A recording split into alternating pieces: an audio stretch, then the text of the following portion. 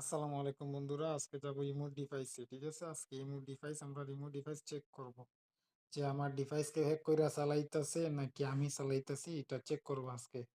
তো প্রথমে ঢুকলাম, আমি সিকিউরিটি এন্ড প্রাইভেসি টাচ করলাম, করে আমি গেলাম। যাওয়ার পরে নিচে এই যে ম্যানেজ ডিভাইস আছে ব্লক লিস্টের উপরে, এই ম্যানেজ ডিভাইসে ক্লিক করলাম। ক্লিক করার পরে দেখো আমার ডিভাইস 4 জনে চালাইতেছে। 4 জন বলতে আমার মোবাইল দিয়েও 4 জায়গায় লগিং দেওয়াইছে, এর লাগে স্যার এখানে দেখাইতেছে। তো আমি যদি আমার এই যে এই চুজটা অফ করে দেই, তাহলে এই যে আমার চুজটা অফ করে দিলাম। এই যে চুজটা অফ, বর্তমানে এই যে আমার একটা আইছে যে আমার চুজটা অফ করছে, এটা একটা নোটিফিকেশন আইছে, এই যে অফ করে দিছি। ঠিক আছে, এখন আমার চুজ অফ আছে।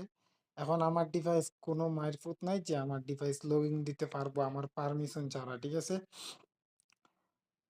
দেখো আমি বন্ধ করে রাখছি। আর যদি চাও না আমার ডিভাইস খোলা থাকতো, তুমি আবার চাইলে এটা চালু করতে পারবা। এই যে আবার চালু হয়ে গেছে। এখন আমার মানে এটা চালু আছে, কেউ লগইন দিলে লগইন দিতে পারবো, সমস্যা না। আমি যে পাসওয়ার্ড দিই লগইন দিতে পারবো। আর যদি চাও ওই যে নিচে যেগুলো আছে ওই যে ভিভো এগুলা ইয়ে করতে, তো ওই যে ডিলেটে ক্লিক করলাম। ক্লিক করার পরে দেখো একটা গেছে গা, ওই যে আর একটা, এই যে ওইটাও গেছে গা, দেখো। আর এই যে একটা, ঠিক আছে, এই যে এটা এত সহজে যাইবো না, এটা তো পাসওয়ার্ড লাগবে। দেখো এই পাসওয়ার্ডটা কিন্তু আমার হোয়াটসঅ্যাপে যাইতেছে, কিন্তু আমার হোয়াটসঅ্যাপ একটু সমস্যার কারণে আমি দেখাইতে পারতাছি না। এইটা হোয়াটসঅ্যাপে গেলে মনে করো তোমার ডিভাইস তাই হয়ে গেল, তোমার যেই নাম্বারে চালু করছো ওই নাম্বারে জাস্ট থাকলো, তোমার এক মুহূর্তে থাকলো, অন্য কোনো ইমুতে থাকলো না। এই দেখো,